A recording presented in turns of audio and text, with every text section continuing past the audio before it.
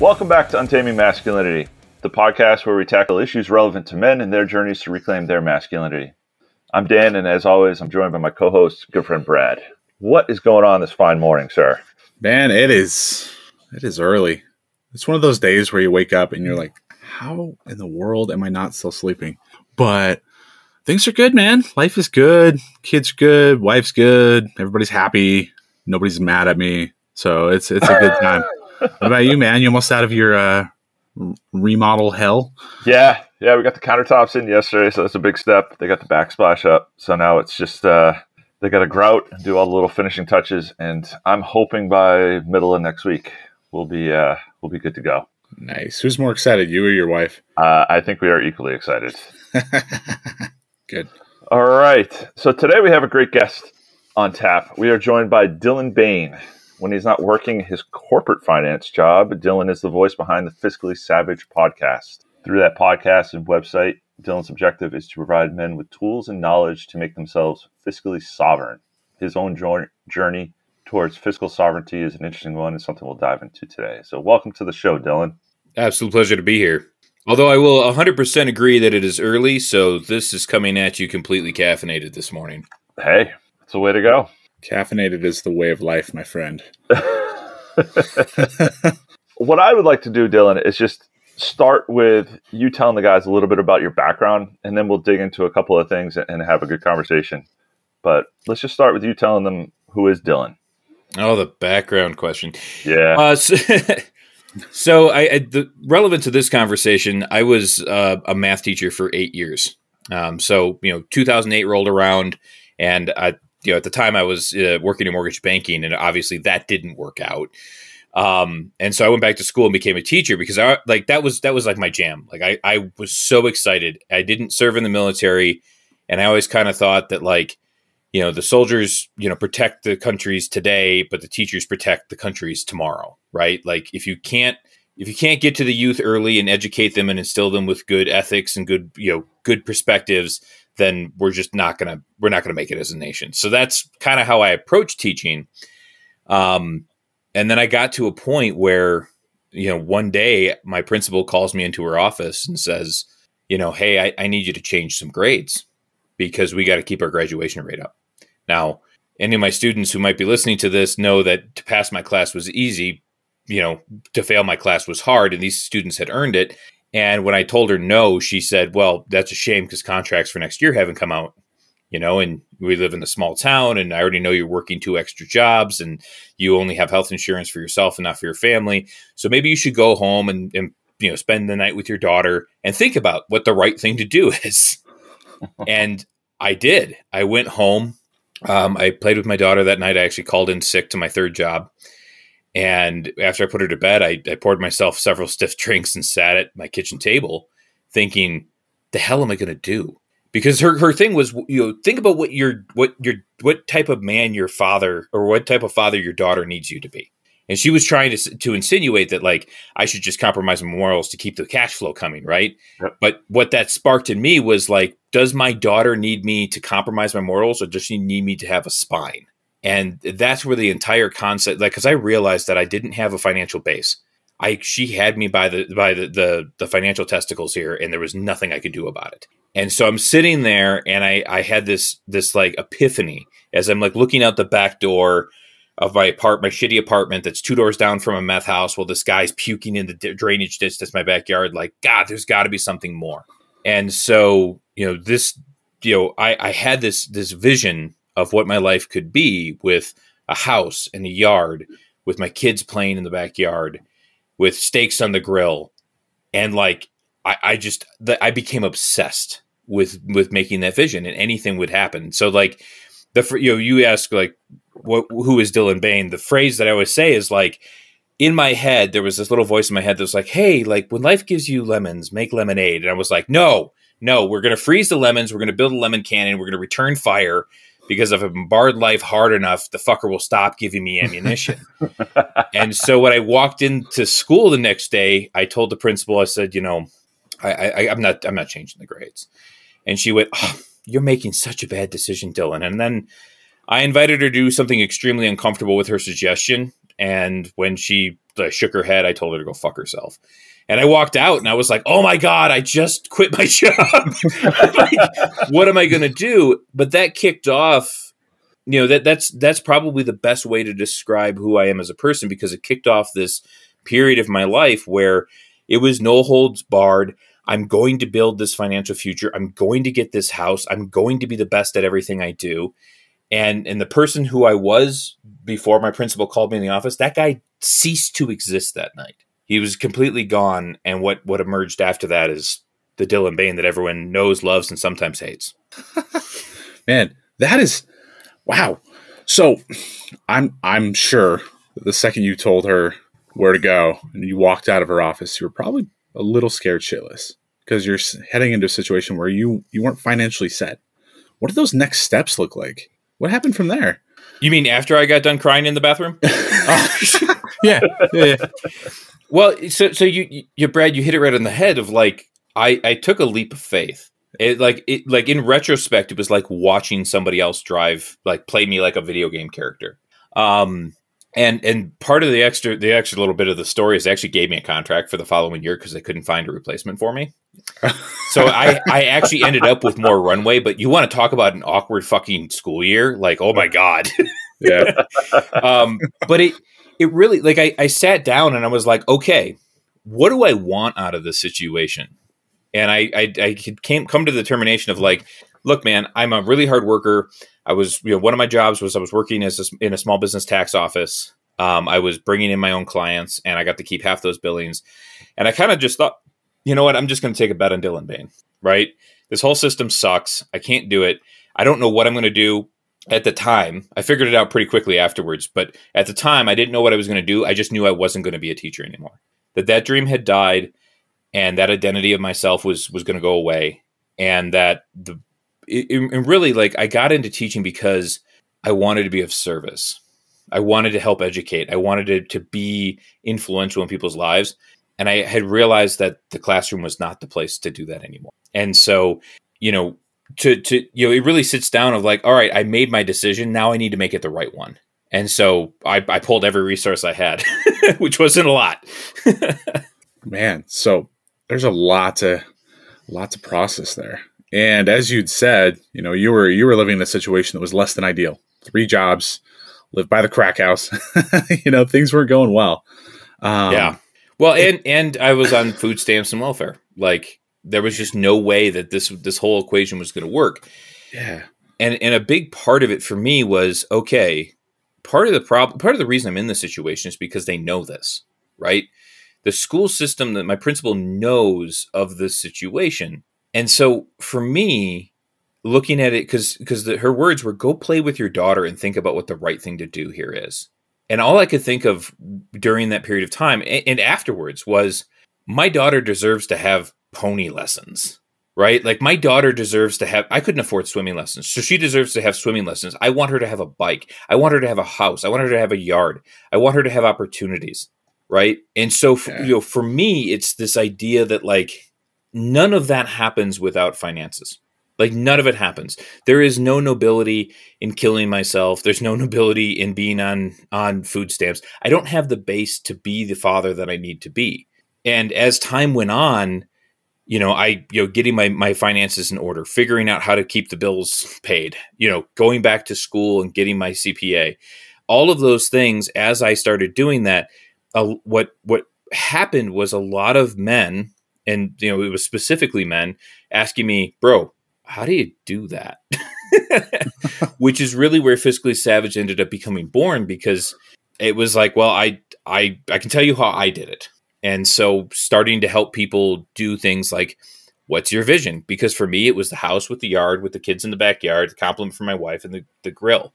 That was the vision that drove me through all the dark nights, all the hard times, every last little bit of it. I'm drawn to, my financial hardship background wasn't nearly that intense.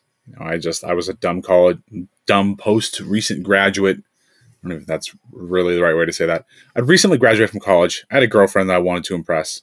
So I didn't show up for work a couple times. I got myself fired and I was broke, and I was living off of a trunk full of food that my parents brought me for a good couple of months. But the feeling of despair and hopelessness when you were financially constricted, it sucks, man. And that comes back to why so many men are probably coming to you at the time asking you how you're doing this and how this is possible.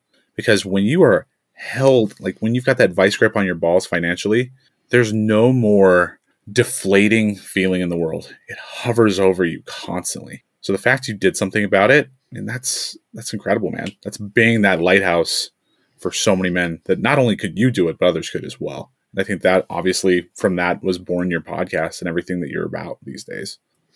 Well, it's interesting. You talk about like what to do, right? And I when you're in that pit of financial despondence, I think there's a lot of people who think, well, I just got to get my shit together, right? How many times have you heard that? I just got to get my shit together all the time. Like, and at the time, like when people would come to me and say, hey, like Dylan, like how do you I got 2 questions for you. What do you do and how do you do it? And I would tell them like, oh yeah, well I have this spreadsheet, I have this plan, right? Because I did. I had a spreadsheet, I had a plan. I'm doing, this semester I'm doing this. This is when I have to get internships. This is, all the target places that I'm going to go for. And it never worked for any of them, right? It never worked. And I really, in the early days of doing financial coaching and working on my own career, I really believed that if I could just spreadsheet it well enough, it would work. And what I found out eventually was no, that the secret sauce for me was not the spreadsheet. It was the vision of the house with the yard and the steaks on the grill. And I could smell them. It was allowing the emotions of the money to actually grab hold of me and take me to where it needs to go. It was sitting down and all the days of getting up in the morning and going, man, I feel like I'm not worth this. And then you walk into the mirror and you're like, you look in the mirror and go, I am worth this. I'm worth every bit of this. And then you go in and you light the sky on fire every day, right? That emotional component is, it's not important component. It's the only component that matters. And so like, as my practice has evolved, like you're saying, like I desponded, I don't know what to do. I was a dumb college kid. Yeah. And you also didn't have direction and you were buried under shame. And you're worried about all this other stuff. And it's that emotions that are holding you down, not the fact that you don't know what to do. We all ultimately know what to do. We just need to get through the emotions. But it sounds like the concept of having a really solidified why, like down to the minutest detail. Like you said, the smell of the steak on the grill and that, your kids playing in the backyard and just that super specific vision of why am I doing this gets you through or helps drive you through all that hard work to get you out the other side. Is that fair? Absolutely. Like it, when we were up at the main event, I gave a talk about, money being emotional. Well, like the path through the university and into the corporate world and into where I'm at now was formulaic. But like, what do you do when it's, your 5th day getting up at 4 a.m., doing it again? The formula doesn't mean shit at that point, right? When you're suffering rejection after rejection after rejection, the formula doesn't mean anything. It's the emotions that are underneath it that actually mean something. It's the belief that I can do it. It's dealing with the shame as it comes up. It's doing deep work while you're falling off the cliff. Yeah. And at the end of it, it's really getting to a point where you say, in my case, it was kind of a traumatic end, right? It was a rise or die situation. And, once you have that, it will drive you forward. It's this concept of vision and getting what you want is something that it's really easy to lose track of. It's very easy for a man who feels rudderless or directionless to not think of what he truly wants as an outcome. So he gets caught in the rat race. He puts his head down and he just tries to jackhammer his way through it. And just like you said, day 4 of really getting after it comes. You wake up, you get out of bed, and you say, what the hell am I doing? And that's when guys fail. It's because they're not staying focused on what they truly want, what their end game is. This goes actually beyond finances. That's why so many men stop on their fitness journeys. This is why so many men stop on their pursuit of education or learning these skills that they've been wanting to learn for such a long time. Because they don't see the end. They lose the forest for the trees. And what you're saying resonates a lot. You have to know so intimately what you want that that is going to be driven inside of you with such force that there's going to be nothing stopping you from accomplishing that. Yeah, 100%. And I also think there's the other component. I mean, you mentioned fitness, and I personally think that like you can't get your fitness straight without your finances starting to come along, right? Just like you can't get fit without your food. You can't get your finances together without having some fitness, and that's going to impact your relationships. Like there isn't a singular bucket here. It's an all of the above. And I also, in that there is like with fitness, right? For those of you who can't see me or haven't met me, I'm not exactly a small person. And I have struggled with weight my whole life. Why? Because I truly believe that I'm not worth the time and investment to work out, right? It's not that I don't know what to do.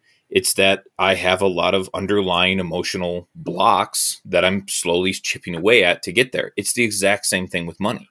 It's the exact same thing with, advancing your life. The vision part of it, I've watched people make a vision. I see them light up and then they douse that flame because they're so afraid that they're not worth it. And that's really like when I'm sitting with a client or I'm emotionally, I'm doing any financial coaching, the emotional component, sitting down first off with like, let's get clear on your vision. Okay, cool. Now, why are we not working towards it? Well, and then pretty soon we're talking about things that happened when they were 4, right? Things that happened when they were, in high school. A lot of older wounds that are holding them back from being able to move forward. It's amazing how emotionally or how closely tied those emotions and the financial part of the journey is. Question for you though, we talked in one of our recent episodes about kind of celebrating the little victories. When you had this epiphany with the teaching and you decided that there had to be a different route that you had to take, and you've got this grand picture out here of the backyard and the grill and the steaks and the kids and all of this. That's a long journey, right? Mm-hmm. And yes, you use that vision to drive you, but how were you? I imagine that you had to break that up into stages or break that up into segments to at least drive to a milestone. Were you doing that at all, or was it just that final vision that kept pulling you through? Oh, great question. So the way I always kind of think about it, and I do this with my battle team, where I tell people to sit down and write 2 eulogies: the one that that would be given if you died today, and the one you want given when you die when you're 80, mm-hmm. because those 2 things are like gun sights. One's the back sight, the other one's the front sight. And now, once we have that, now we know where we're going. So we just have to plot the steps in between. For me, so just to kind of like ground this in time frames, I quit teaching in 2015. I bought the house March 2020, right? So that's 5 years. And what was in between that 5 years? I graduated top of my class from my MBA program. I passed the CPA exam. I got an internship at one of the largest, most prestigious accounting firms in the world. A job everyone told me I couldn't get because I was too old, by the way. And, so like there's lots of, like you point out, there's lots of steps in between. And so for me, it was, okay, I'm leaving teaching, got enrolled in the university, the local university. Okay, what do I need at this step right here, right now? I need an A in this class, mm-hmm. right? Okay, if I want that house, I got to get this A today. And so I just focused. I didn't think about Econ 102. I looked at Econ 101 and was like, I am going to be the best student here. And of course, like we all go back to that young place in school. Like, I don't want to be a nerd. I don't want to raise my hand. No, fuck that. I want a house with a grill. Raising my hand, being like, that doesn't make any sense. I think you're full of shit, professor. Like, all right, who wants to study? And like, just being completely done fucking around at that step, right? Once I had the A, it was like, all right, cool. I'm going to treat myself, because I'm poor at the time. So like, I'm going to treat myself to having a latte instead of black drip coffee today. So I would sit down, I would have my latte. I would actually like go to my study spot at the coffee shop in Flagstaff and read a book instead of study. And like, I would do that for one Saturday. And then Sunday I'd get back to work the next day, So like there's every bit was like, okay, I got that. I was brilliant at my last at bat. Now it doesn't count anymore, and I'm back at square one. And I kind of looked at it as like, I'm climbing this ladder. I'm going to be the best there is here. Once I'm there, okay, I need to find a new fish tank, so to speak, so I can become a bigger and bigger fish. And so you're 100% right that every step along the way had to be excellent, right? Like I had to focus on that step. Like the mountain was good, but I had to take the step in front of me. And one of the objections I've heard from men that I've coached is, well, what happens if I change my mind? What happens if my vision changes? What happens if life circumstances come and get me? I don't know, man, but I do know that you'll be in a better position if you're excellent right now than you will be if you're not, right? So I kind of looked at it as like, even if the course corrects, even if I change trajectory, if I am top of my graduating class, I can't possibly be hurt by that. Yeah. So talk a little bit about how your confidence level changed as you went through that, right? Because it sounds to me as though as you're working through, you're also building a foundation. This is what you're talking about is equivalent of building a house. You excavate, you build the foundation, you build the walls, and everything kind of goes up and begins to accumulate together. So talk to us a little bit about how your confidence level started to grow as you started to hit those little milestones. And like you said, if you had to course correct, you would have been able to. Yeah. So when I walked out of my principal's office, this kind of goes back to Brad's question, right? What the hell? Right? Like, what's going on? Yeah. I literally, like, from her office, you hung a left and you went down to the bathrooms at the end of the hallway. And I literally went down there and like blocked myself in and like was splashing water on my face. And I just, while I'm sitting there, I looked myself in the eye in the mirror and went, we're in, man. Like, I literally said to myself, we're in. Like, the die's cast, like, there's no going back now. And, I went home and I told my wife and she was like, okay.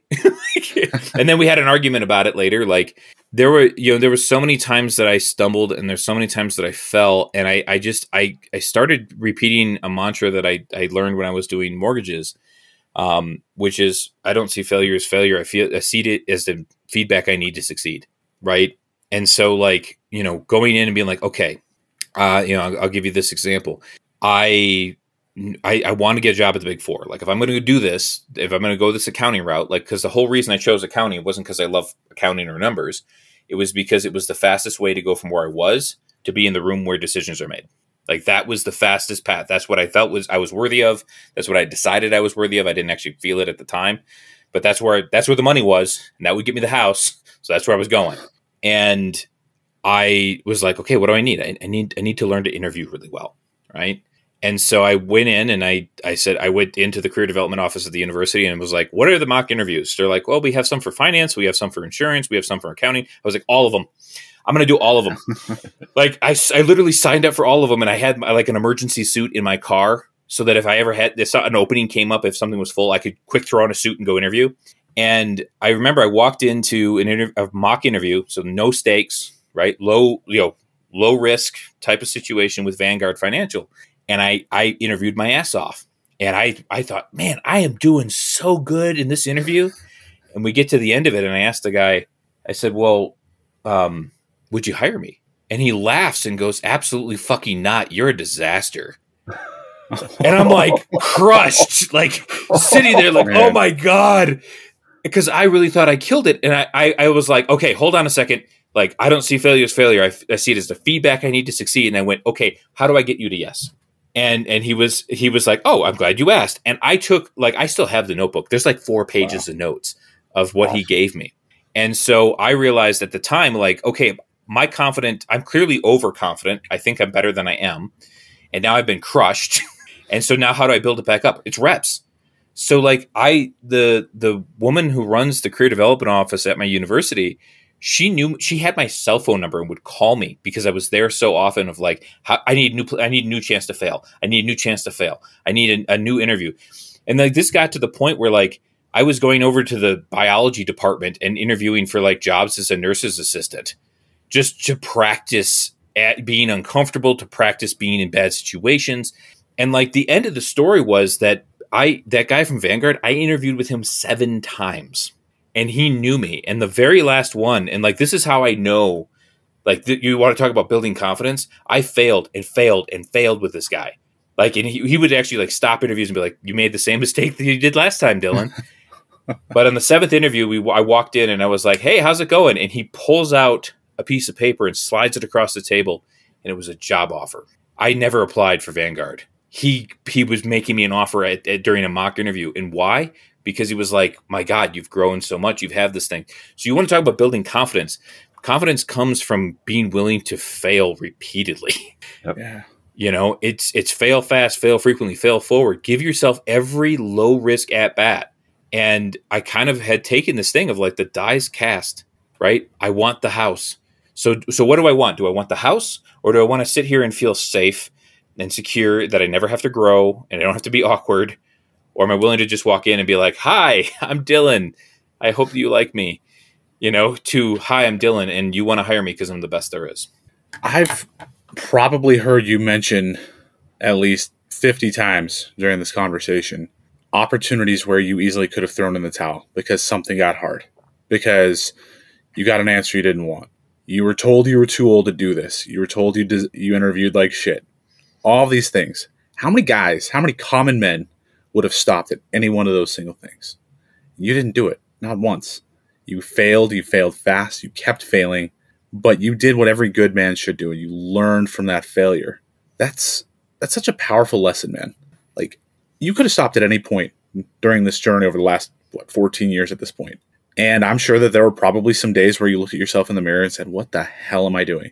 But the fact that you were so singularly focused on the backyard, your kids there, the stakes, what you wanted for yourself, the house, that's a powerful lesson, man. That nothing stopped you because you were so singularly focused on what you wanted that you were going to fail, and you were going to be okay with failure. And most importantly, you're going to grow from all of those failures. The self-worthiness was the hardest part in the first year, right?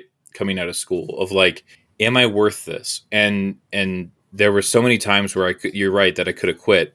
The missing component here is, if you didn't know, stress can cause gout flares. And going back to graduate school with, a wife and kids, and 2 kids at that time. And, now there's no income coming in, and you got to be the top of your class. You got to do these interviews. I ended up with gout in both feet for 4 months. Nice. So like, crutching into school and stuff like that. And no one would have faulted me for going out there, but it was at the end of the day of saying, no, like I'm worth this. I'm worth more than this. My kids are worth more than this. And, it's easy to focus on the glory. It's harder to focus on, you wake up in the morning, you're exhausted, you're still buzzing from the caffeine you consumed the day before, and you're like, motherfucker, the pain tells me I'm alive. You swing your feet out of bed, your feet hurt, you feel like crap. Your wife comes in and, how are you this morning? Unbelievable, honey. I am unbelievable today. Today is the best day ever, right? Like, it's hard.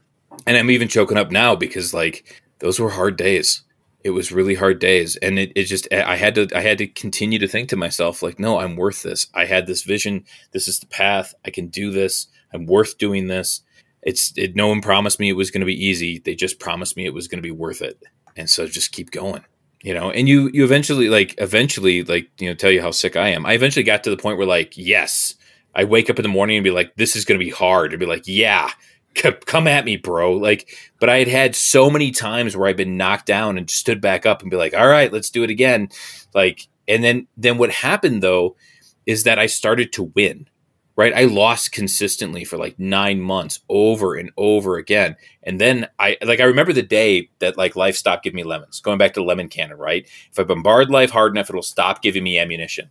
About like halfway through my first semester, the university decided that they were going to cancel the path I was on. And we're like, nope, we're just not doing this. We don't allow this non-traditional path anymore. And I was like, the fuck you are.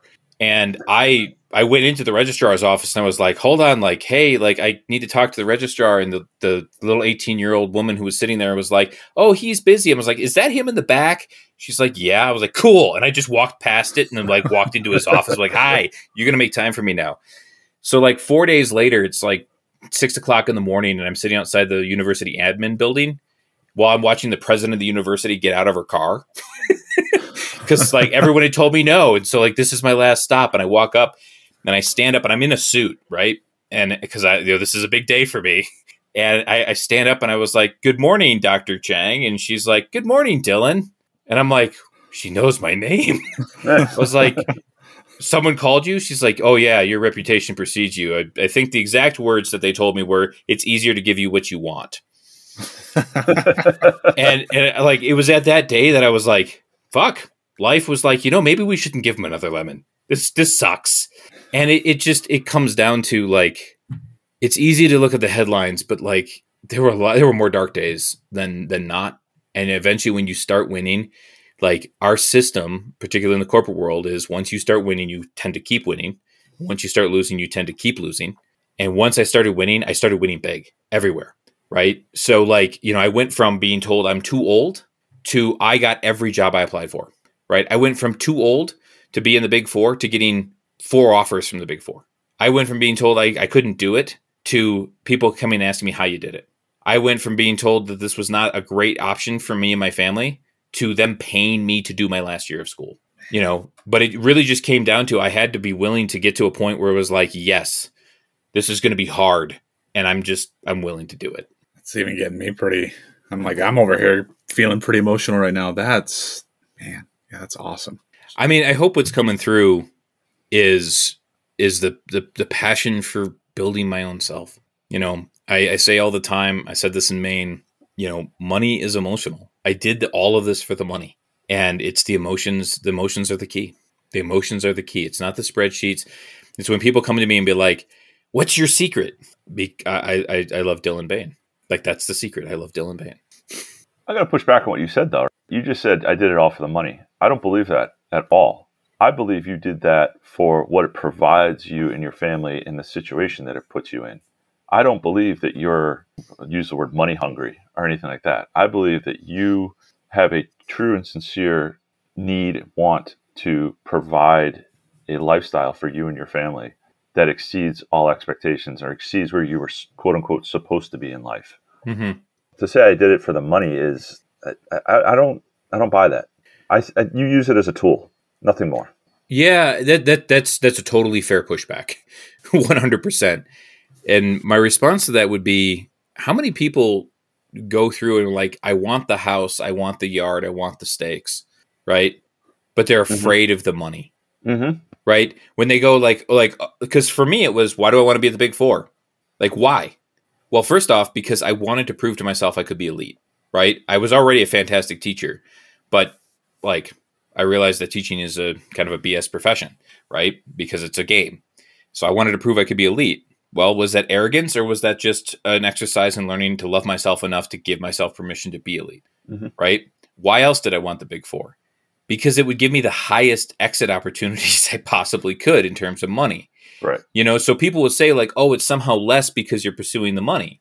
Well, yes, I chase dollar signs. Like when I left the Big Four and I went to my current job, they underbid me. I came in under a market, and I told my boss the very first day, I was like, I came under market.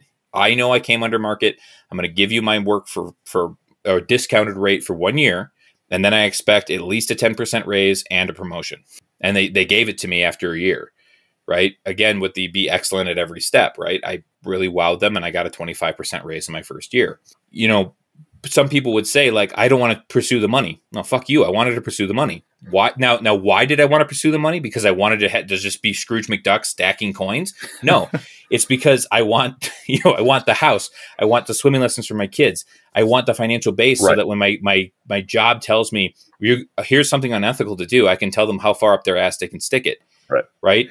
And I believe it's really important to point out that and I still chase the dollar sign, because the dollar sign represented freedom, right? So yeah, you're right. I didn't just do it for the money, but at the end of the day, I also still did it for the money.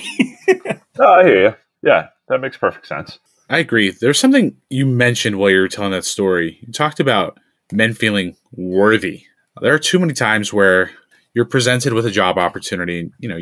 I've been presented at times in the past where there's a little bit of a leap of faith required. There'd be a big payoff at the end. And I cowered. I got scared. I didn't feel worthy of it.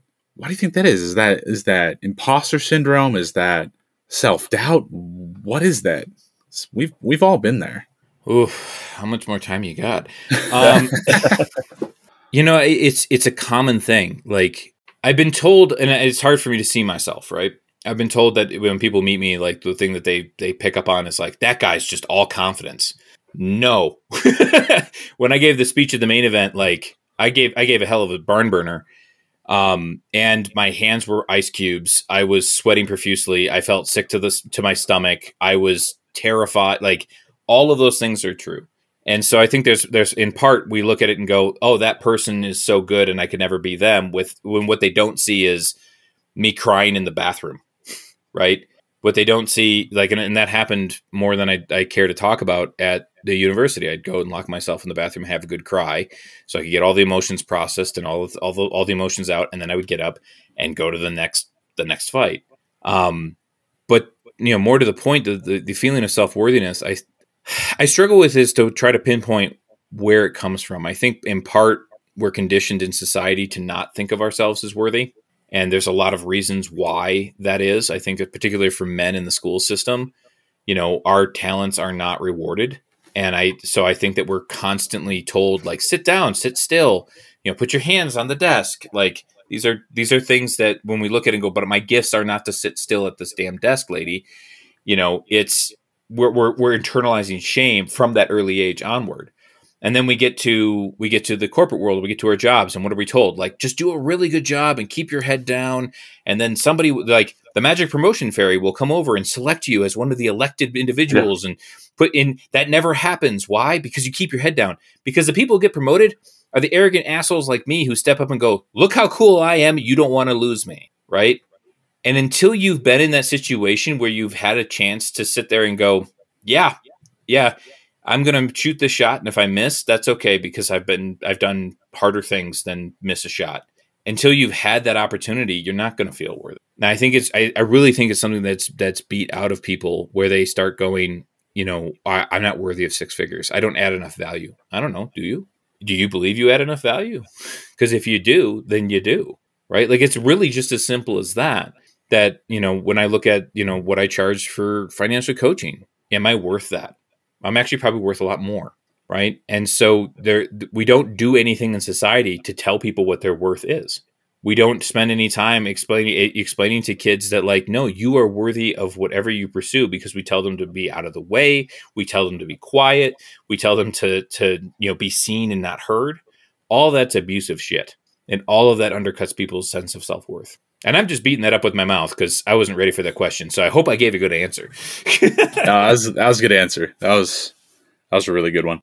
You're right. There are too many times where people allow their worth to be determined by what their paycheck says, or what their boss tells them, or what their abusive significant other tells them.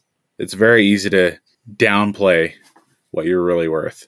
And one of the biggest takeaways from this story and this interview with you and this conversation is that you did not allow governors to be set on your self-worth any step of the way.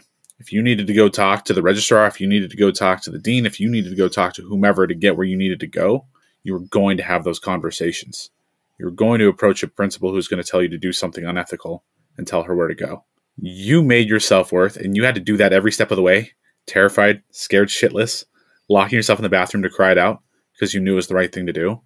And once you release that governor, you going way back to the whole concept of David Goggins, you went from using 40% of your potential to a hell of a lot more than that, man.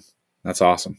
Well, I would also counter with, what's the alternative, right? Like, by the time that I hit that moment with my principal, I had done everything right. I went to school. I kept my head down. I did really good at my job. And I did all the things that the civilized path was supposed to reward me for. And here I am on food stamps and welfare, in a shitty ass apartment, working 2 additional jobs in addition to my full-time one. Like, what did doing the, approved path get me? Shit on is what it got me, And so, like, there's a question of, do I buy into the story that this is happening because I brought it to me? Well, yes. And then the additional story of, and that's because you deserve it. Well, no, I don't deserve that. No one deserves that. Right. So, the feelings of self-worth are just huge. And what's the alternative? Which brings you to why people, like, when I'm doing financial coaching and walking people through, like, the emotions of money, I get people all the time like, I'm not worthy of a savings account. Like, they don't say that, but that's what it always comes down to. I'm not worthy of this. I'm not worthy of being out of debt. I'm not worthy of advancing my career. And having to sit down and be like, what's your alternative? It's to sit exactly where you are and complain. Not everyone's going to go do what I did, sure, but what's the alternative? Is it really as is it really as straightforward as they're scared of changing the status quo? and they're scared of doing something outside of what, society tells them they're supposed to do? So I think it's important to say that simple doesn't mean easy. Right. Right. That's like the path is actually very simple. It's incredibly not easy. But I'd heard this statement years ago, and that's that familiar hells are preferable to strange heavens. People will fight tooth and nail to maintain homeostasis because they believe it brings them safety, right? And you see this, particularly with young boys who grew up in fatherless homes where they were conditioned in a certain way that this is how you behave because that's what their mother thought was going to be good for them. And then now they're adults and they're incapable of moving forward because they were taught to just be good little boys, right? And so they're going to fight tooth and nail to maintain homeostasis because on a neurological, psychological level, they believe that that's what they have to do to stay safe. And if they just stay safe long enough, then their mother will love them. And so it really is, as like you said, it's as simple as they just don't want to move because they're afraid. Because even though they know this sucks, over the next hill might suck more. And if I leave here, then I have to admit that everything I've done up to this point in my life was never going to get me love in the first place. That it was all a lie. How many people want to face that? Yeah. For me in teaching, like I said, I became a teacher for the most noble of reasons. I wanted to work with the youth of the nation. I wanted to have an impact. I wanted to craft the future of my country. That's what I looked at as my job, creating better citizens for the Republic. And I had a traumatic break where nope, that was a lie. There was no question after that point that this was bullshit. Not and that's why there's so many stories of people were and then one day everything exploded and I was like, you know what? Fuck it, I'm done. That's why those stories are so prevalent because typically that's what it takes, right? Mm-hmm. So when people come to me in financial coaching, one of the questions I have to ask myself is this person done fucking around? Are they willing to let go of a familiar hell to go find a strange heaven? And when you do that, it's like when you have somebody who's suffered abandonment issues, somebody who doesn't have attachment, has attachment disorders, and you're working with their money, when they start to have success, they're going to freak out because it's like somebody who's been in the cold their whole life and you just put them in a warm shower. That sucks. And you got to hold them there for a second so that they can warm up. Yeah. What do you got going on there, Brad? I'd write down that quote, man. That really resonated with me. Are you willing to let go of a familiar hell to pursue a strange heaven? That got me thinking, man. Well, Dylan, that was great. We could sit here and talk for hours, but I want to be cognizant of everyone's time. So we'll wrap it up and hopefully we'll have you back on here at some point. Why don't you let the guys know where they can find you? Yeah, absolutely. You can find me on Instagram and Twitter and Facebook, all at Fiscally Savage, or you can come visit me at fiscallysavage.com. And, for your listeners, I would thoroughly encourage them to go to the website and sign up for the emailing list because we got a lot of exciting stuff that's going to be coming out, various offerings and different classes and opportunities to work with me. Yeah, and I'll second that. I've checked out Dylan's website. I've got some of the free tools that he's got up there. They're really good, useful stuff that I'm starting to implement at home. Absolutely recommend it. So, fellas, thanks for listening. Make sure you come back next week. We've got more good stuff in the hopper for you.